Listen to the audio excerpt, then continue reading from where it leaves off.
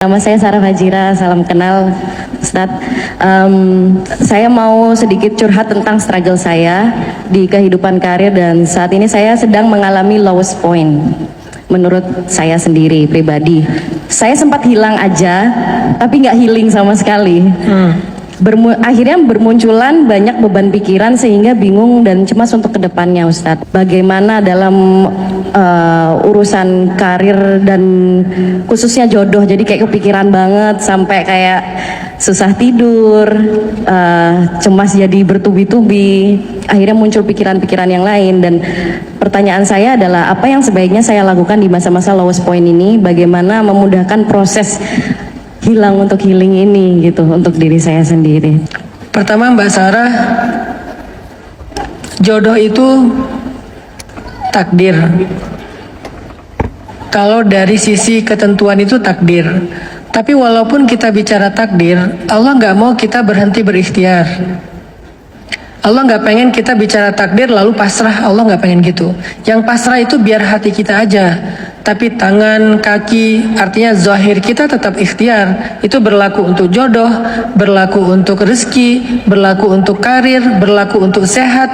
Jadi nggak bisa kita bilang sembuh itu kan takdir ya. Kalau Allah udah takdirkan sembuh ya sembuh aja. Terus kita nggak ngapa-ngapain, nggak minum obat, nggak ke dokter. Allah nggak suka kayak gitu. Nah, apa yang harus kita lakukan? Saya selalu bilang gini teman-teman, terutama buat perempuan ya. Buat perempuan itu beda sama laki-laki. Kalau laki-laki itu kan dia aktif kan, mencari, mengejar, mendatangi. Kalau perempuan itu kan dicari, dikejar, didatangi, kan fitrahnya masing-masing kayak gitu. Nah, apa yang harus dilakukan oleh perempuan yang kondisinya pasif, tidak seaktif laki-laki? Walaupun jodoh itu aktif-aktif banget, terlalu atraktif, terlalu agresif juga belum tentu nikah duluan kan. Apa yang harus dilakukan perempuan? Satu, coba periksa circle terdekat kita. Jangan-jangan jodoh kita itu bukan orang jauh sih. Kita yang terlalu menutup diri. Kenapa jodoh itu harus yang kayak asam di gunung, garam di laut sih? Kenapa jodoh itu nggak asam di gunung, jeruk di kebun? Kenapa nggak deketan aja? Garam di laut, ikan juga di laut. Kenapa nggak gitu aja? Kenapa harus selalu pakai konsep asam di gunung, garam di laut? Ketemunya di Kuali. Kenapa harus pakai konsep yang jauh? Karena ta'aruf yang paling gampang itu adalah ta'aruf dengan orang yang kita udah sama-sama kenal sejak lama. Siapa yang pakai cara ini? Ali dengan Sayyidah Fatimah. Jadi jangan-jangan kita tuh terlalu membatasi diri dan membuat syarat sendiri, nggak boleh orang dekat.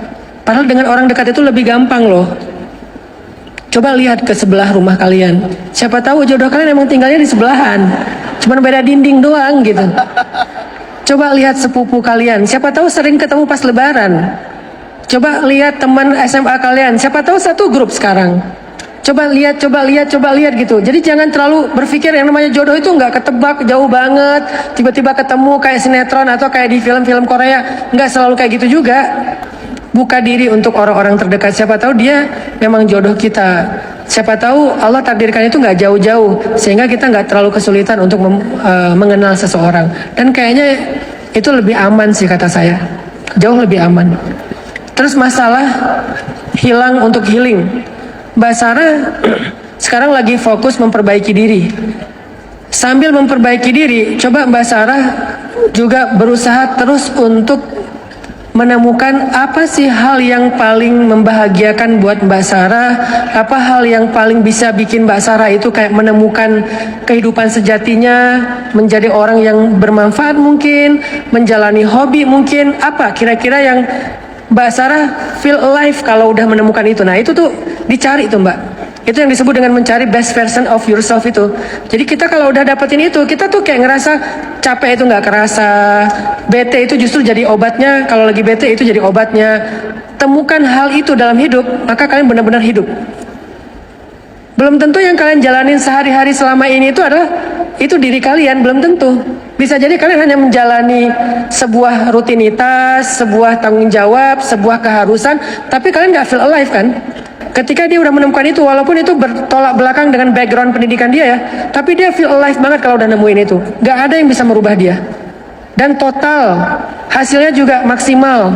itu yang mungkin perlu dicari dalam fase hilang untuk healing. Dan itu nggak akan ditemukan sehari dua hari sih. Mungkin bulan, tahun, sampai kita ngerasa, oh ini alasan aku hidup, oh ini gift yang Allah berikan kepada aku. Kayaknya aku akan menghabiskan usiaku di sini. Jodoh, rezeki, nanti di jalan itu akan Allah berikan dengan cara-cara yang unik. Kadang ditemukannya di pengkolan, kadang di perempatan gitu ya. Rezeki, jodoh, segala macam itu kan dalam jalur takdir. Tapi yang perlu kita temukan jalur takdir yang mau kita jalani dengan mana ini. Nah itu yang kayaknya jadi misi perjalanan untuk menemukan versi terbaik diri kita. Sambil terus memperbaiki diri. Karena memperbaiki diri itu cara kita untuk lebih dekat ke Allah kan. Karena kalau jauh dari Allah kan kita juga kesusahan menemukan diri kita, menemukan jalan kita. Tapi misi utamanya adalah temukan sesuatu yang membuat kamu merasa sangat hidup.